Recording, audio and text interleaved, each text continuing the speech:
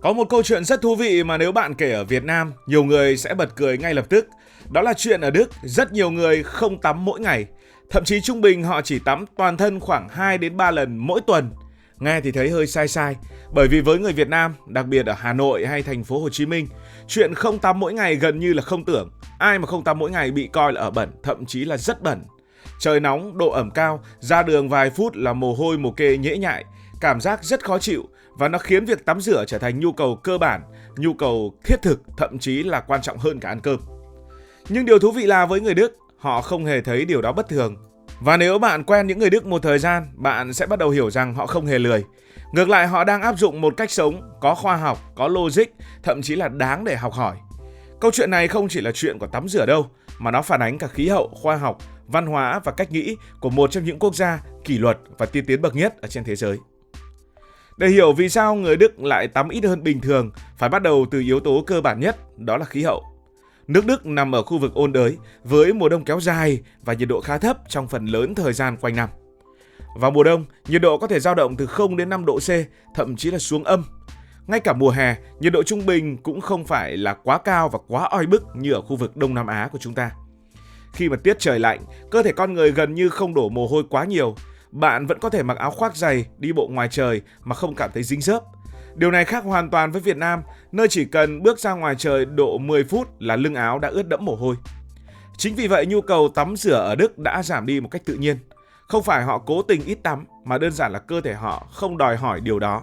Nếu không có mồ hôi, không có bụi bẩn tích tụ nhiều, thì việc tắm toàn thân mỗi ngày trở nên không cần thiết.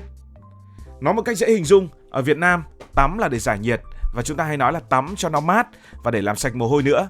Còn ở Đức, tắm chỉ đơn giản là một hoạt động vệ sinh định kỳ, không phải là nhu cầu cấp thiết mỗi ngày.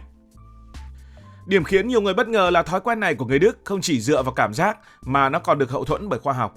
Các bác sĩ da liễu tại Bệnh viện Đại học Heidelberg đã nhiều lần khuyến nghị rằng việc tắm quá thường xuyên, đặc biệt bằng nước nóng và xà phòng mạnh, có thể sẽ gây hại cho làn da. Làn da con người thực chất là một lớp dầu tự nhiên giống như một lớp áo bảo vệ. Lớp dầu này giúp giữ ẩm, ngăn vi khuẩn có khả năng xâm nhập và duy trì sự cân bằng của hệ sinh vật ở trên da. Khi bạn tắm quá nhiều, đặc biệt là tắm quá lâu, bạn đang vô tình rửa trôi lớp bảo vệ đó. Hệ quả là gì? Da trở nên khô hơn, dễ kích ứng hơn, thậm chí có thể dẫn đến những vấn đề như là viêm da. Ở những vùng khí hậu lạnh của Đức, tình trạng da khô vốn đã phổ biến, nên việc tắm càng nhiều càng làm vấn đề trở nên nghiêm trọng hơn. Đấy là người ta nghiên cứu như vậy, còn mình không tin, mình vẫn tắm hàng ngày. Nhưng nhiều bác sĩ tại Đức thì lại khuyên rằng tắm toàn thân 2-3 lần mỗi tuần là đủ, không cần phải tắm hàng ngày. Những ngày còn lại chỉ cần vệ sinh những vùng cần thiết là được. Đây không phải là sự lười biếng mà là một cách chăm sóc da có tính khoa học. Nếu chỉ có khí hậu và khoa học thôi thì có lẽ là cũng vẫn chưa đủ. Một yếu tố rất quan trọng khác đã khiến thói quen này trở nên phổ biến hơn trong những năm gần đây, đó là khủng hoảng năng lượng. Sau các biến động liên quan đến Nga và Ukraine, nguồn cung khí đốt cho châu Âu bị ảnh hưởng mạnh. Đức vốn phụ thuộc khá nhiều vào năng lượng nhập khẩu đã chứng kiến giá điện và khí đốt tăng vọt. Mà điện và khí đốt để làm gì? Để mà sưởi, để mà đun nước nóng. Trong bối cảnh đó, nước nóng trở thành một nguồn tài nguyên đắt đỏ. Mỗi lần tắm không chỉ là chuyện của từng người mà là câu chuyện của chi phí. Theo khảo sát, khoảng 45% người Đức sẵn sàng thay đổi thói quen tắm rửa để tiết kiệm năng lượng. Họ rút ngắn thời gian tắm xuống chỉ còn vài phút và giảm tần suất tắm toàn thân. Điều này phản ánh một khái niệm rất đặc trưng trong văn hóa Đức, đó là ý thức bảo vệ môi trường và tiết kiệm tài nguyên. Với họ, việc tắm ít đi không phải là một sự hy sinh nào đó mà là một hành động có trách nhiệm. Và từ đó cũng hình thành một kiểu tắm rất Đức, đó là tắm kiểu mèo. Một thói quen nghe thì rất buồn cười nhưng thực ra cũng khoa học theo cách của Đức. Nó không phải là một giải pháp tạm bợ mà là một phương pháp đã được duy trì qua nhiều thế hệ gắn liền với nước Đức. Điểm quan trọng nhất cần hiểu là tắm kiểu mèo không phải là không tắm mà là một cách làm sạch có chọn lọc, tập trung vào những vùng cơ thể thực sự cần thiết thay vì tắm toàn thân. Quy trình của tắm kiểu mèo thực ra thì cũng khá là đơn giản nhưng lại có logic rõ ràng ở phía sau. Người Đức thường thực hiện nó vào buổi sáng hoặc trước khi đi ra ngoài. Đầu tiên họ sẽ chuẩn bị một chiếc khăn bông nhỏ. Đây là vật dụng gần như nhà nào ở nước Đức cũng có. Khăn được làm ướt bằng nước ấm, sau đó có thể thêm một chút xà phòng dịu nhẹ nếu cần. Họ sẽ không lau toàn bộ cơ thể mà đi theo một thứ tự như thế này. Thường sẽ bắt đầu làm sạch từ mặt để giúp tỉnh táo hơn. Tiếp đó là vùng cổ, nách, nơi dễ tích tụ mồ hôi và vi khuẩn. Cuối cùng là vùng kín, khu vực quan trọng nhất về mặt vệ sinh. Toàn bộ quá trình này có thể kéo dài khoảng 3 đến 5 phút, không cần phải bật vòi sen, không cần xả nước liên tục, chỉ cần một chậu nước nhỏ hoặc một bồn rửa mặt là đủ. Điều thú vị là sau khi lau xong, họ thường dùng một chiếc khăn khô để lau lại cơ thể, giúp da khô ráo mà vẫn giữ được độ ẩm tự nhiên. Cảm giác mang lại không khác quá nhiều so với tắm nhanh, nhưng lại nhẹ nhàng hơn rất nhiều cho làn da. Nếu mà nhìn kỹ, bạn sẽ thấy tắm kiểu mèo không phải là một mẹo bình thường đâu, mà là một phương pháp rất phù hợp với cách cơ thể con người hoạt động. Thực tế, cơ thể chúng ta không bẩn đều ở mọi chỗ. Có những vùng gần như không tiết mồ hôi nhiều, như là cánh tay hay lưng ở trong điều kiện thời tiết lạnh. Nhưng cũng có những vùng lại hoạt động mạnh hơn hẳn, như là nách, mặt và vùng kín. Vì vậy, việc tắm toàn thân mỗi ngày đôi khi cũng là dư thừa. Bạn đang làm sạch cả những khu vực vốn đã không cần thiết phải làm sạch quá thường xuyên. Trong khi đó, tắm kiểu mèo tập trung đúng vào những điểm có nguy cơ gây mùi và tích tụ vi khuẩn. Ngoài ra, việc không xối xả nước liên tục lên toàn bộ cơ thể cũng giúp giữ lại lớp dầu tự nhiên ở trên da. Đây là yếu tố cực kỳ quan trọng, đặc biệt ở vùng khí hậu lạnh như Đức, nơi da rất dễ bị khô và nứt nẻ.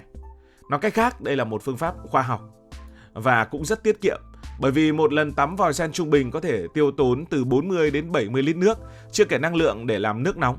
Trong khi đó, tắm kiểu mèo chỉ cần vài lít nước, thậm chí là ít hơn.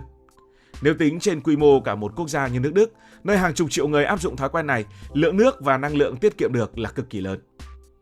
Thế thì cái cảm giác thực tế tắm kiểu mèo như vậy nó có thực sự là sạch hay không? Đây là điều mà rất nhiều người quan tâm. Câu trả lời là trong điều kiện khí hậu của nước Đức và trong cách suy nghĩ của người Đức thì như thế là đủ rồi. Sau khi tắm kiểu mèo, cơ thể vẫn sạch, ít mùi và cảm giác tương đối là dễ chịu. Bạn không có cảm giác dính nhớp hay là bí bách như khi không tắm ở Việt Nam. Thậm chí nhiều người còn cảm thấy cách này dễ chịu hơn. Tất nhiên, phương pháp này không phải lúc nào cũng áp dụng được. Nếu mà vận động mạnh, chơi thể thao hoặc ra mồ hôi nhiều thì tắm toàn thân vẫn là cần thiết. Tắm kiểu mèo chỉ phù hợp trong những ngày sinh hoạt nhẹ nhàng, thời tiết mát mẻ. Còn ở Việt Nam, khí hậu nóng ẩm, phương pháp này hoàn toàn không đủ. Chắc là chúng ta phải tắm kiểu hổ hoặc là tắm kiểu voi. Đi sâu hơn, nếu có một từ để mô tả người Đức thì đó là sự thực dụng. Họ không làm mọi thứ theo cảm tính hay thói quen truyền thống mà luôn đặt câu hỏi: việc này có thực sự cần thiết hay không? Với họ, tắm mỗi ngày không phải là một chuẩn mực bắt buộc. Nếu cơ thể không bẩn, không có mùi, không khó chịu thì không cần thiết phải tắm mỗi ngày. Thay vào đó, họ dành thời gian cho những việc khác hoặc đơn giản là giảm bớt những thứ không cần thiết trong cuộc sống. Tư duy này không chỉ áp dụng trong chuyện tắm rửa mà còn xuất hiện trong rất nhiều khía cạnh khác của đời sống tại Đức. Từ việc sử dụng điện, nước cho đến cách họ tổ chức công việc, tất cả đều xoay quanh một nguyên tắc, đó là tối ưu và hiệu quả. Khi đặt nước Đức bên cạnh những quốc gia khác, trong đó có Việt Nam, bạn sẽ thấy rõ một điều: thói quen tắm rửa thì chẳng có đúng và cũng chẳng có sai, mà chỉ phụ thuộc vào điều kiện sống. Ở vùng Nam Âu như là Italia hay là Tây Ban Nha, khí hậu nóng hơn, con người đổ mồ hôi nhiều hơn, nên việc tắm hàng ngày là điều tự nhiên. Trong khi đó ở Việt Nam, với khí hậu nhiệt đới ẩm, tắm mỗi ngày thậm chí là còn chưa đủ, và một ngày có khi còn phải tắm nhiều lần. Ngược lại ở Đức thì người ta lại nghĩ như vậy. Câu chuyện người Đức chỉ tắm 2-3 lần mỗi tuần thực chất không hề kỳ lạ như cách chúng ta nghĩ. Nó là kết quả của nhiều yếu tố kết hợp lại. Khí hậu lạnh, khoa học da liễu họ cũng nghiên cứu rồi, chi phí năng lượng và một lối sống đề cao hiệu quả và thực dụng. Đây không chỉ là chuyện vệ sinh cá nhân mà còn là một ví dụ điển hình cho cách con người thích nghi với môi trường sống của mình. Người Đức không tắm vì họ lười mà vì họ hiểu rõ cơ thể, hiểu rõ môi trường và đưa ra lựa chọn hợp lý theo quan điểm của họ. Đôi khi, sống thông minh không phải là làm nhiều hơn mà là làm vừa đủ. Còn với Việt Nam thì thôi cứ tắm hàng ngày và một ngày tắm vài lần thì nó cũng không bị nhạt đi đâu. Cảm ơn vì đã quan tâm theo dõi câu chuyện này. Nếu thú vị, hãy nhấn nút like, đăng ký kênh. Còn bây giờ thì hẹn gặp lại ở trong những câu chuyện tới.